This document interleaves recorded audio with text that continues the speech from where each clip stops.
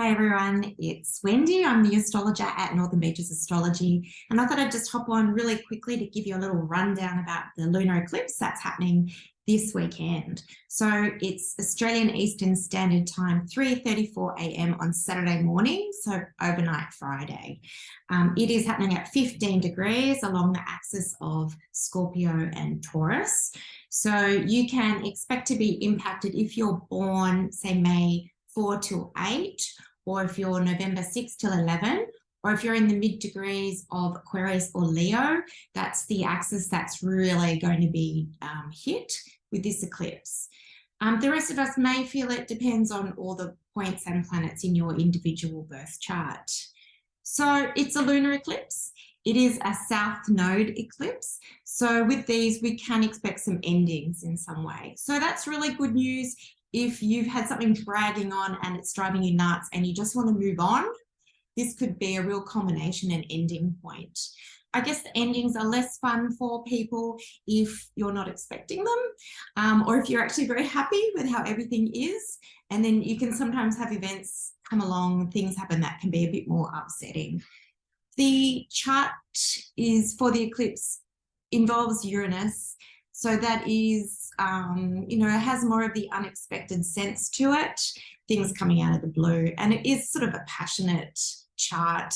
Anything in that mid-Scorpio area is always going to be a bit more fired up and passionate. So if you're thinking about how it might impact you, it's good to remember that eclipses run in 18-year cycles.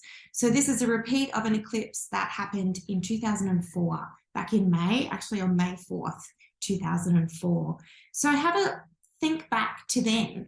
What was happening to you then? Was life good? Was life bad? Like, did some good events happen? Did things sort of move on in some way? This can give you a really good indication of how you're going to be impacted in the coming weeks.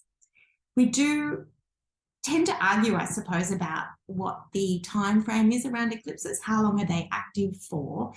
What tends to be a rule is that you have the eclipse and then you might need a transiting inner planet to come through to really activate things. And so it's sort of an interesting one because we actually have Mercury retrograding right around these degrees at the moment.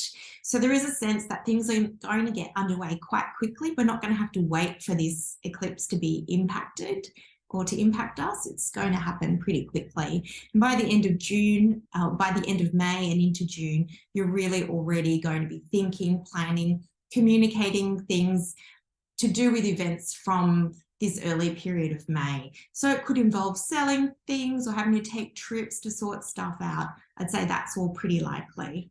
Then again, in mid-June, we've got Mars in mid-Leo is going to activate the same degree point. And again, that's another motivating factor. So there could be circumstances really forcing you to sort of move forwards in some way around then. So eclipses are always interesting. I hope you, wish you a bit of good luck, and I hope it all goes well for you.